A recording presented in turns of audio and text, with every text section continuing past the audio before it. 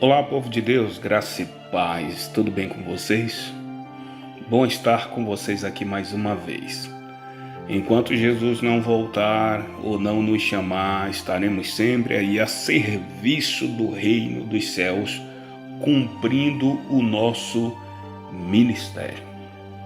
Todos nós sabemos que a palavra ministério ela tem uma raiz hebraica que traduzida, feita transliteração, para o nosso português quer dizer serviço. Então eu estarei sempre cumprindo o meu serviço imposto por Deus diante de Deus. Queridos, vamos falar hoje acerca do tema 19 características. 19 características de um falso profeta, um falso crente ou um falso mestre.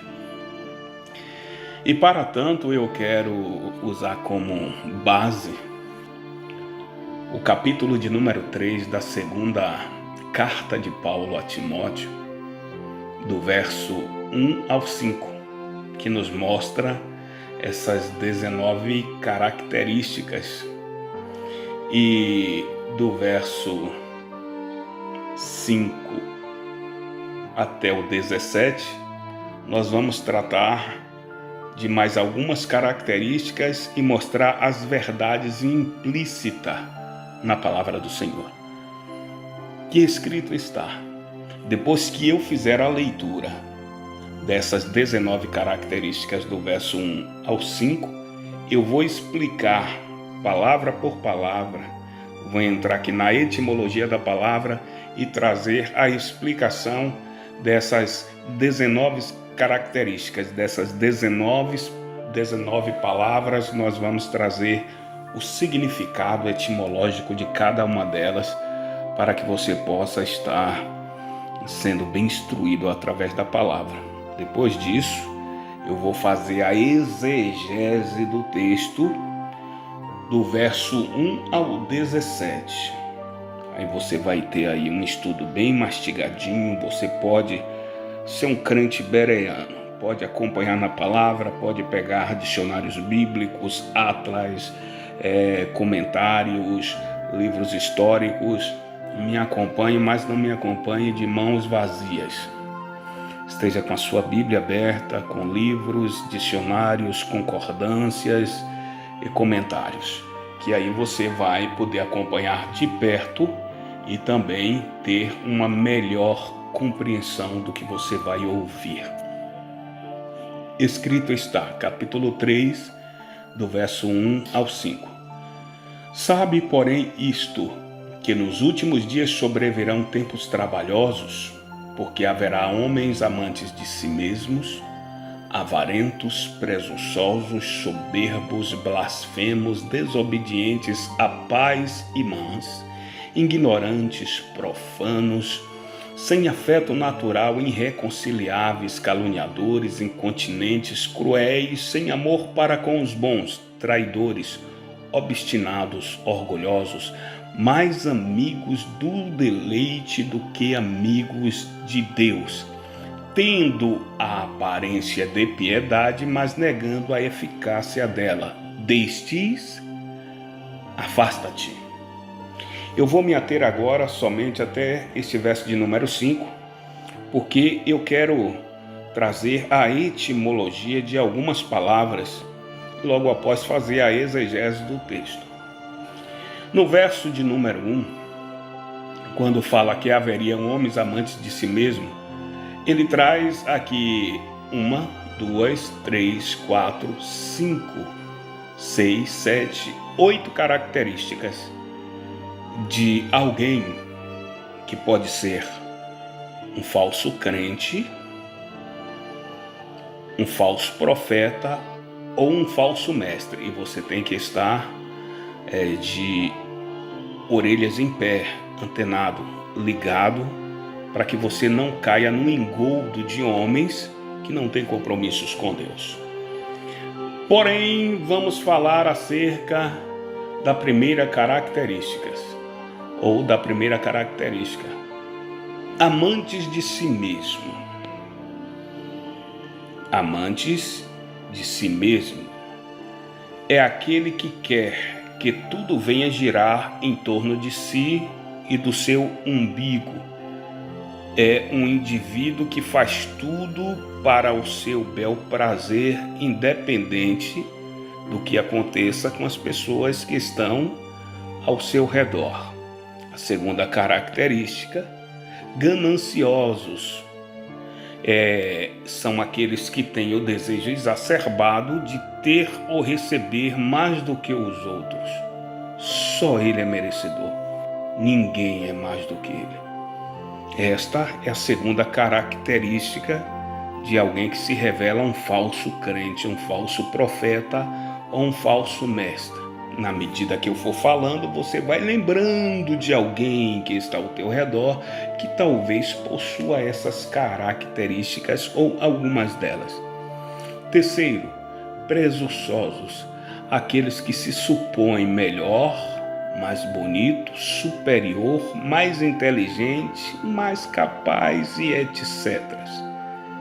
A quarta característica, soberbos, que são aqueles que são arrogantes e orgulhosos.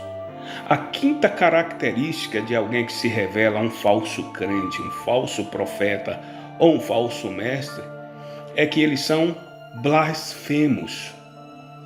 O blasfemo é o que insulta o que é sagrado. Ele profana aquilo que é sagrado. Então, é um indivíduo que não respeita a palavra de Deus, que não respeita quem vive para Deus, que não respeitam ambientes que falam de Deus. São pessoas blasfemas. E é uma característica gravíssima. E alguém assim nós temos que estar muito distante dela. Sexta característica, desobedientes aos seus pais. Ou seja, são os que quebram princípios do primeiro grande mandamento bíblico com promessa. Você lembra deste princípio? É aquilo que está escrito lá no Êxodo, capítulo de número 20, verso de número 12, que o apóstolo Paulo também fez questão de citar lá na epístola, na carta aos Efésios, capítulo de número 6, versos 1, 2 e 3, quando ele diz assim: vós, filhos, sede obediente aos vossos pais no Senhor. Ou seja, obedientes segundo a autoridade que Deus deu e segundo os mandamentos bíblicos no Senhor. Porque isto é justo, para que se prolongue os seus anos de vida e paz, e tudo te vá bem, porque este é o primeiro grande mandamento com promessa. Quem quebra princípios, por princípios será quebrado, e quem quebra princípios sobre a vida deles não tem promessa. É por isso que tem um bocado de menininho aí, morrendo com 13, 14, 15 anos, e um bocado de menininha que com 13, 14, 15 anos já tem se perdido e está com a barriguinha lá na goela. Mãe solteira, que não ouviu o conselho de pai e mãe, quebrou princípios e estão sendo quebrados por princípios. E por sua vez, não tem o dom da longevidade. A vida encurta, quebrou princípios, queimou etapas. Queimando etapas da vida cristã, também vai pagar as consequências das quebras de princípios, porque escrito está lá em Gálatas, capítulo de número 6, verso de número 7, não erreis, Deus não se deixa escarnecer. Aquilo que o homem plantar, isso então ele ceifará. Sexta característica, né? Vamos para a sétima. Ingratos. Ingratidão é não reconhecer o bem que alguém nos fez. A pessoa ingrata não valoriza as bênçãos que recebeu e nem agradece. Em vez disso, ver sempre os problemas e as coisas que não recebeu. A pessoa ingrata nunca está satisfeita com nada, nem com ninguém, e sempre tem um defeito para colocar em alguém. É uma pessoa ingrata, e é uma qualidade de um falso crente, de um falso profeta e de um falso líder. Oitava característica que Paulo nos assinala aí na sua segunda carta, que ele entrega nas mãos de Timóteo, e manda que ele fique aí ligadinho acerca disso para que ele não venha se enganar com ninguém. Oitava característica, ímpios. Ímpio é também um adjetivo que significa herege, incrédulo, aquele que não tem fé, e também o indivíduo que possui valores contrários aos estabelecidos pelo senso comum, ou ainda é aquele que ofende a moral e a justiça. Nona característica, sem afeição natural. Sem aquela afeição que os pais dão aos filhos e que os jovens dão aos pais. Um carinho que é comum a toda classe de animais.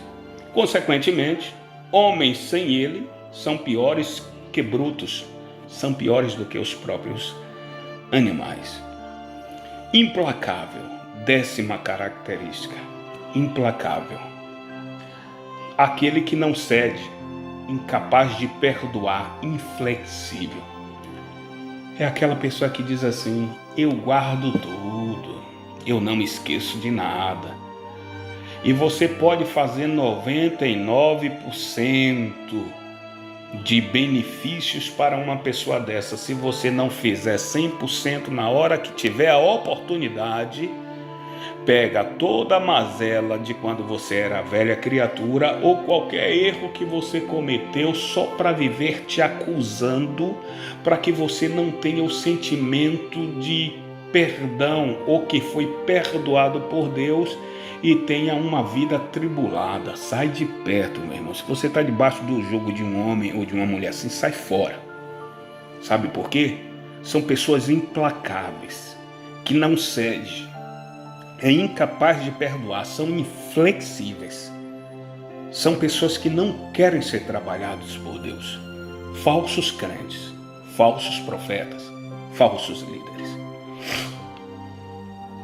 11ª característica, caluniadores. Essa característica eu vou classificar como uma das piores, porque eu vou trazer aqui, na sua essência, uma palavra, caluniadores. Eu vou trazer o original desta palavra, que tem uma raiz grega, que tem uma expressão pesada. A palavra caluniadores, na origem do grego antigo, a expressão diabolos significa caluniador, enganador, acusador, inimigo do bem, o mentiroso, o autor de calúnias e de difamações. É sempre um invejoso, uma alma atormentada, um espírito opaco que se sente ofuscado pela luz do caluniado ou do difamado. Então, a expressão grega para caluniadores é diabolos ou diabo. 12ª característica de um falso crente, de um falso líder ou de um falso profeta: incontinentes. São pessoas sem moderação, sem controle, que não conseguem controlar ou dominar qualidade de quem se comporta sem comedimento, que age, fala ou gesticula exageradamente ou imoderadamente. São pessoas que falam pelo cotovelo ou pelos cotovelos ou cotovelos, como você queira pronunciar. Eu sou nordestino e o nordestino, ele atropela um pouquinho aí a língua portuguesa. 13ª característica de um falso crente, de um falso mestre ou de um falso profeta: cruéis. São aqueles que expressam maldade, tirania, que se satisfaz fazendo mal, maltratando ou atormentando. É um indivíduo desumano, ditador, cruel, por extensão, que não é capaz de perdoar, não é flexível, inflexível, implacável. 14ª característica que nos revela um falso crente, um falso profeta ou um falso crente. Eu Vai pensando aí em alguém que tem elas perto de você e vai saindo de perto. Foge por tua alma. 14ª, inimigos do bem. São aqueles que são caracterizados por não terem amor natural pelo que é bom. Não gosta de fazer o que é normalmente correto. Não apreciam as boas maneiras e os bons costumes. São pessoas que gostam de causar mal-estar. A presença do indivíduo ou da indivídua, ele já causa mal-estar aonde chega. Chega a dar náusea porque você sente-se mal com pessoas que são desse jeito. São pessoas que só desagregam. São pessoas que são tendenciosas a fazer o mal. Faz o mal com um olhar, faz o mal com uma palavra, com um comentário, com um comportamento. São pessoas que são inimigos do bem. E Paulo frisa muito bem acerca desse tipo de gente e diz que desse nós devemos estar longe. 15ª característica de um falso crente, falso líder ou de um falso profeta. Traidores. Aquele que age traiçoeiramente, deslealmente, traiçoeiro, que oferece perigo, mas não demonstra ou aparenta, é um ensino enganador. Jeitinho de quem é bom, sorrisinho de boa praça, mas coração de demônio. Traidores. 16ª característica de um falso crente, de um falso profeta ou de um falso líder. Atrevidos.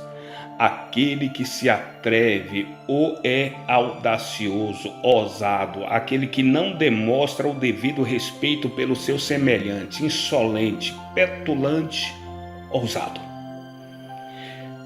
Então, Paulo diz o quê? Desses, afasta-te. 17ª característica, orgulhosos.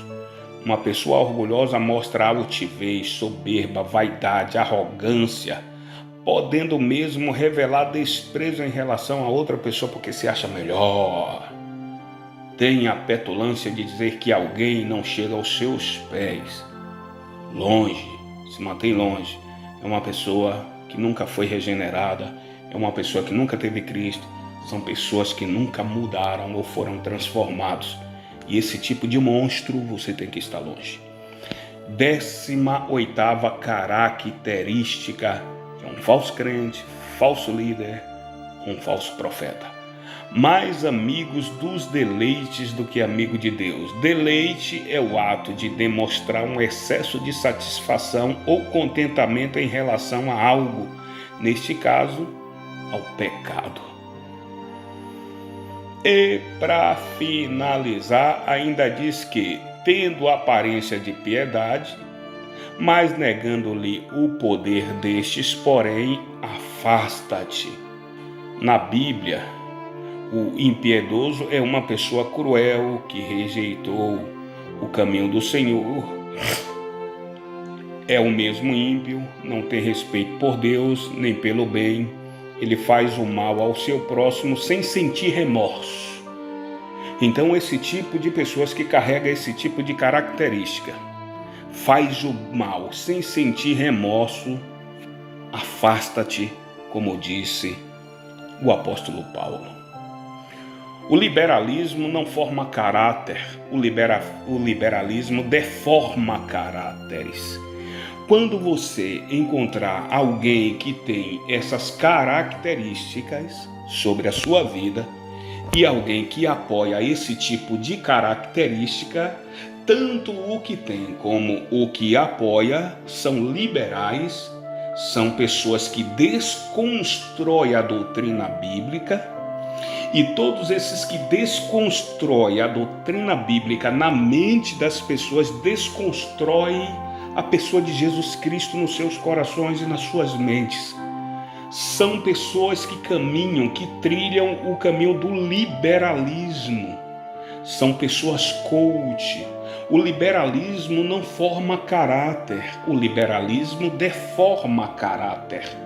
Hebreus capítulo de número 12, verso de número 6, diz o seguinte: Pois o Senhor corrige o que ama e açoita todo o que recebe por filho.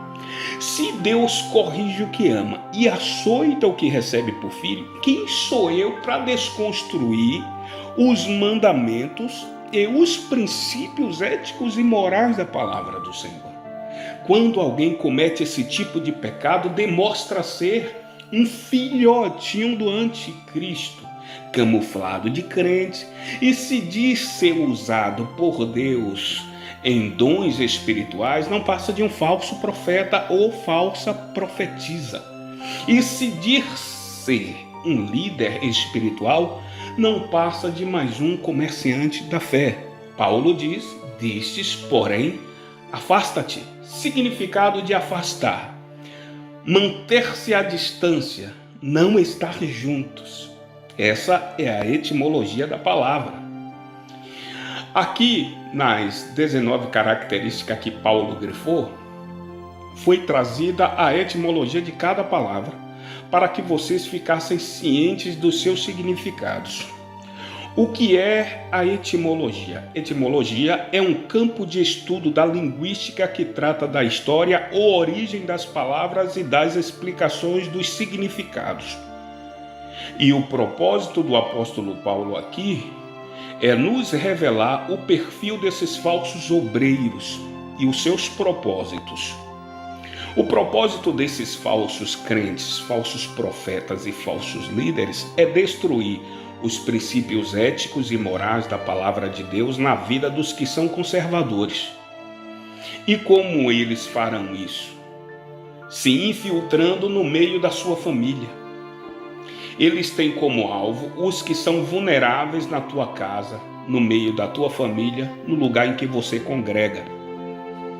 Como diz o texto, do verso número 6 em diante, que nós lemos aí do capítulo 3, do verso 1 ao 5, agora nós vamos fazer a exegese desta palavra, desse estudo, a partir do verso de número 6, como diz o texto: porque deste número são os que se introduzem pelas casas e levam cativas mulheres nécias carregadas de pecados, levadas de várias concupiscências. Vamos fazer uma observação? Grife comigo aí no versículo de número 6, essas 4 palavras e vamos para os seus significados. Introduzir significa fazer penetrar, inserir, dirigir-se para dentro de qualquer área ou lugar, porque deste número são os que se introduzem pelas casas e levam cativas as mulheres nécias, grife aí a palavra nécia, carregadas de vários pecados, grife a palavra pecado, levada de várias concupiscências, grife a palavra concupiscência. Agora vamos fazer a observação. Amém? Introduzir, significado: fazer penetrar, inserir, dirigir-se para dentro de qualquer área ou lugar. Nércias, significado de nércia: trata-se de alguém ignorante, inepto. Pode também ser alguém que não é sensato ou prudente, que é irresponsável. Enquanto o nome diz respeito a um indivíduo que não sabe ou não compreende bem, pode ser também uma pessoa ignorante. A partir da terceira palavra, nós estaremos fazendo a transliteração de algumas palavras porque elas têm raízes em outros idiomas. O que é a transliteração? O que significa transliterando? A transliteração é a substituição de palavras de um idioma para o outro. Esse processo é usado, por exemplo, na abordagem de nomes, de endereço e de palavras com sentido literal. Se você deseja traduzir um texto escrito em um idioma para o outro, é dessa estratégia que você está precisando, transliteração. Então vamos fazer aqui a transliteração da primeira palavra. Pecado, significado da palavra pecado. A palavra pecado ela tem uma raiz hebraica, que no hebraico quer dizer shatak ou rata. que significa algo como desviar do caminho ou errar o alvo, no sentido de um erro ou desvio deliberado. Ou também vem desta fonte que eu vou trazer agora, Avel ou Avon, designa um tipo de falta de integridade, desonestidade, iniquidade ou afastar-se intencionalmente do caminho da justiça. Het, que quer dizer pecado do homem contra Deus. Então são palavras de raízes hebraicas. Então, significado de concupiscência. Concupiscência é um termo utilizado para designar a cobiça ou o apreço por bens materiais, assim como os prazeres sexuais. Etimologicamente, esse termo se originou a partir do latim concupiscens, que significa o que tem um forte desejo, que deriva da palavra cocupera, que quer dizer ter forte desejo. Aqui, mais uma vez, o apóstolo Paulo traz uma grave advertência aos que apenas ouvem a palavra de Deus, mas não as praticam. Quando ele diz no verso de número 7, sempre aprendendo, mas nunca podendo chegar ao pleno conhecimento da verdade. E assim como James e Jambres resistiram a Moisés, assim também esses resistem à verdade, sendo homens corruptos de entendimento e réprobos quanto à fé. James e Jambres eram nomes dos feiticeiros egípcios do livro do Êxodo, no capítulo de número 7, verso de número 8. O significado de réprobo. Réprobo significa que foi condenado por Deus, sujeito que foi banido da sociedade, indivíduo detestado. É um réprobo.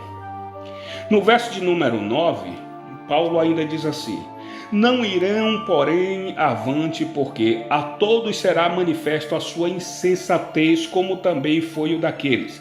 Grife aí a palavra insensatez.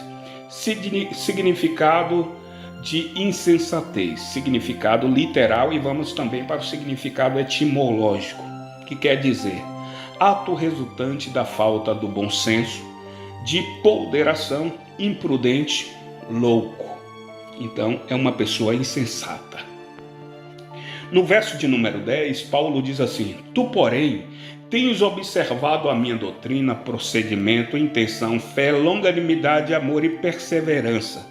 Nós vamos trazer aqui o significado também de algumas palavras dentro da raiz etimológica. Quando Paulo diz assim: tu, porém, tens observado a minha doutrina. Significado de doutrina. Doutrina é um conjunto de princípios. Ele também diz: tu tens observado a minha doutrina, procedimento. Vamos para procedimento. Procedimento é o mesmo que maneira de agir, modo de proceder, de portar-se, conduta ou comportamento. Então Paulo está dizendo assim: tu, porém, tens observado a minha doutrina, o meu procedimento e intenção.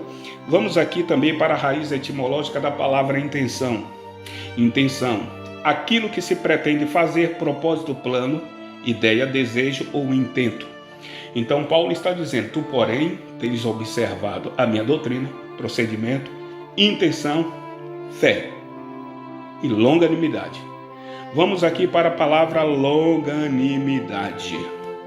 Significado de longanimidade dentro de uma raiz etimológica correta: virtude de se portar com firmeza, contrariedades em benefícios de outro e generosidade. Então, é uma virtude que o indivíduo tem de suportar com firmeza contrariedades em benefício de outros e ser generoso. Então, esse é o significado de longanimidade. No verso de número 11, Paulo, que vem falando aí dessas características, e depois faz a exegese do verso 6 em diante de todo o texto para que haja uma boa compreensão. No verso de número 11, 12, 13, 14, 15 e 16, nos traz aqui uma palavra muito forte, muito gratificante, quando ele diz assim: as minhas perseguições e aflições, quais as que sofri em Antioquia, em Icônio, em Listra, quantas perseguições suportei, e de todas o Senhor me livrou. E na verdade, todos os que querem viver piamente em Cristo Jesus padecerão perseguições. Olha aí, então foge dessa ideia da doutrina do coach que muitos estão dizendo aí, venha e pare de sofrer. Jesus disse, no mundo tereis aflições. E Paulo diz no verso de número 12 do capítulo 3 da segunda missiva dele, a segunda carta dele a Timóteo, o seguinte: e na verdade todos os que querem viver piamente em Cristo Jesus padecerão perseguições. Verso 13: mas os homens maus e impostores irão de mal a pior, enganando e sendo enganados. Ou seja, eles vão plantar, mas também vão colher. Aí cumpre-se o que está escrito lá em Gálatas, capítulo de número 6, verso de número 7. Não erreis, Deus não se deixa escarnecer. Porém, aquilo que o homem plantar, isso então ele ceifará. A lei da semeadura estabelecida por Deus e ninguém vai fugir dela. Verso de número 14. Tu, porém, permanece naquilo que aprendeste e de que foste inteirado, sabendo de quem tens aprendido, e que desde a infância sabe as sagradas escrituras ou sagradas letras que podem fazer-te sábio para a salvação pela fé que há em Cristo Jesus. Olha que coisa linda, né? Paulo, depois de exortar, lhe dá uma demonstração dizendo: e que desde a infância tu sabes, tu conheces as sagradas escrituras. Por que desde a infância? A primeira pessoa a se converter na família de Timóteo foi a irmã Lloyd, que era sua avó, que por sua vez influenciou a sua mãe Eunice na sua conversão, que por sua vez trouxe pela fé o jovem Timóteo, que Paulo ouviu falar da fé e da obediência do jovem e foi buscá-lo lá em Listra, lá em Derbe, sua terra natal. Ele era filho de uma judia e de um grego. Então que coisa maravilhosa, né? É quando nós aprendemos a palavra do Senhor, aproveitando a nossa juventude, guardando com paciência, seguindo-a com diligência, cravando na tábua do nosso coração, e o Senhor vai nos recompensar. Aí Paulo diz assim no verso de número 16, isso aqui para mim é forte, é poderosíssimo. O último versículo do capítulo de número 3 da segunda carta dele a Timóteo. Toda Escritura é divinamente inspirada e proveitosa para ensinar, para repreender, para corrigir, para instruir em justiça. Toda a Escritura é divinamente, divino, Deus, inspirada, sopro de Deus. Significado de inspirada. O termo grego traduzido por inspirada é theopneutos. E esse é o único lugar no Novo Testamento em que esse termo é usado. Não é um verbo, mas um adjetivo formado pela combinação de duas palavras gregas, theos, Deus, e pneu, fôlego ou sopro, às quais se acrescentam o adjetivo verbal tos, para que o homem de Deus seja perfeitamente preparado para toda boa obra. Theopneutos, o sopro de Deus, Escritura Sagrada, sopro de Deus, mais uma vez sobre o homem, fazendo ressurgir a criatura que ele criou e da maneira que deveria ser. A palavra de Deus é o sopro, segundo sopro de Deus em nós. Primeiro, o sopro da vida. Segundo, o sopro da ciência, do conhecimento que nos faz viver novamente para Deus. Uma vez pecando no Éden, o homem perdeu a semelhança de Deus. O homem foi feito imagem e semelhança de Deus. Imagem continua, é aquilo que reflete. Semelhança, caráter. Então, o sopro de Deus, que é a sua palavra, divinamente inspirada, ela reconstrói no homem o caráter de Deus, ou seja, semelhança, para que o homem de Deus seja perfeito e perfeitamente preparado para toda boa obra. Que Deus nos ajude a discernir tudo ao nosso redor e valorizar aquilo que é verdadeiro. Então, abrace a palavra, guarde-a e viva como ela cravada na tábua do seu coração. Eu quero orar com você, eu quero orar por você. Santíssimo Deus, Pai eterno, bondoso e maravilhoso que está nos céus, a palavra é gratidão. Não será e nunca será outra senão gratidão. Pela tua bondade, pelo entendimento que o Senhor tem nos dado, pela importância que o Senhor tem sobre nossas vidas, porque sem ti não somos nada. O sopro de vida humana que está em nós é do Senhor.